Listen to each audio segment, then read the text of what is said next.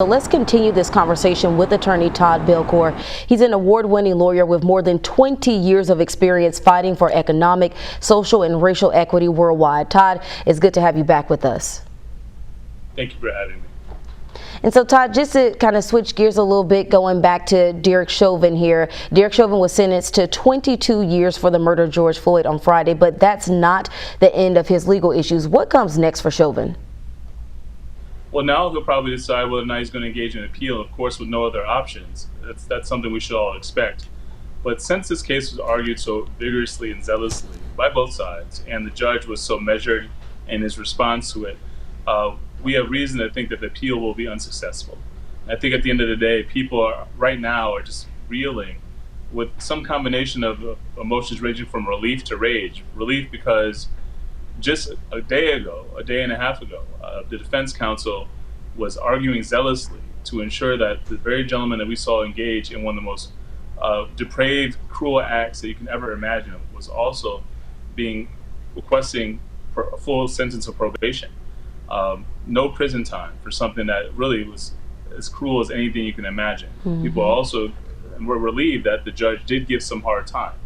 But we're also relieved, while everyone's feeling so much pain, to know that amidst this pain, there is some progress. You just heard about some reforms and the fight for reform and those social change since the death of George Floyd has been able to successfully engage in 6 advocacy campaigns to increase and transform the way in which community members and police interact, to make sure there's a new use of force standard, to ensure there's access to old records, to ensure that police accountability is something that isn't just talked about, but it's an actual fact. But then there's still rage, because 22 and a half years, for as long as that may sound, is still far less than the maximum possible. It's still far less than what would have happened if the police officer was a black man and the victim was a white woman. And people understand that. So the unfairness is still there, but there is relief and there is reason to have some pause and to kind of look forward and think that this George Floyd, and because of the way in which he died and the reaction since, means there won't be any other George Floyds to die prematurely at the hands of police officers. And Todd, you talk about the transformation and how this will kind of change up how we view policing in the future. Do you expect Chauvin's sentencing will have an impact on the black and brown men and women disproportionately killed by police when there is no video or witnesses present?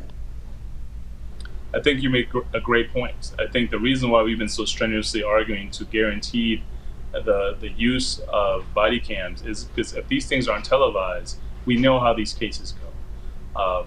If even in an instance where we witnessed the most depraved act you can imagine, the person did not get the maximum sentence, you can imagine what would happen if that video camera was not displaying this for the world to see live. So I do think it's that much more important to continue to fight and ensure that body cams are required. It's also important that community members, when people see police interacting with individuals, to make sure that you're videotaping. But if it's not videotaped, we know the outcomes aren't going to be anywhere close to justice, let alone something that yields 22 and a half years of a hard prison sentence. And I mean, think about this. Often people see cases like George Floyd's killing and think this just isn't something you can reform when it comes to how police view and treat black and brown people in this country. What's your response to that? Well, it's right. I mean, Dr. King said, you can't make a man love me, but you can change the law to keep him from lynching me, and that's pretty important. And I think at the end of the day, that's exactly what we're fighting to do as social change and alongside other organizations. To change the laws, you can't legislate away, hey, make people love you, but at the very least, hold them accountable when they act out and lash out because of hate, because of bias, because of discrimination, and the efforts to treat us differently. And make sure there's a deterrent effect. So the next police officer who thinks that they can put their knee on someone's back and watch as someone begs for their life, they'll know that they also have the chance to serve some real hard time. They know they also have to serve solitary confinement for 199 days and all different things that come along with what we've seen that this precedential setting case has exhibited. So I think at the end of the day, people are right to say this is not going to change racism. It's not going to change whether or not police engage in brutality. But it will make sure that we know as a community that we're much more likely to be able to hold those police officers accountable. And police officers now also know that they don't get a free pass as long as the person's around. And hopefully they are taking it very seriously. So right now the police reform bill has been stalled in the Senate, but it calls for a ban on chokeholds and no-knock warrants. Is this enough to reform a system that has historically targeted black Americans? It's not enough. There's no question, and that's why the engagement on the advocacy side needs to be just not federally but also locally, because a lot of the laws that govern what police can and can't do are local. So that's why we've been engaging in social change in campaigns in Georgia, in Illinois, in California, to meaningfully change the laws by which state and local police can engage in conduct.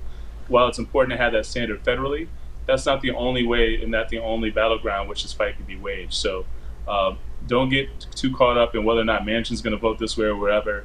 Keep the fight going in places where you can win, and make sure you're pushing on all sides and make sure we have the real progress that we need and deserve, so we continue to honor the lives of too many of our brothers and sisters who've been taken from us prematurely because of police.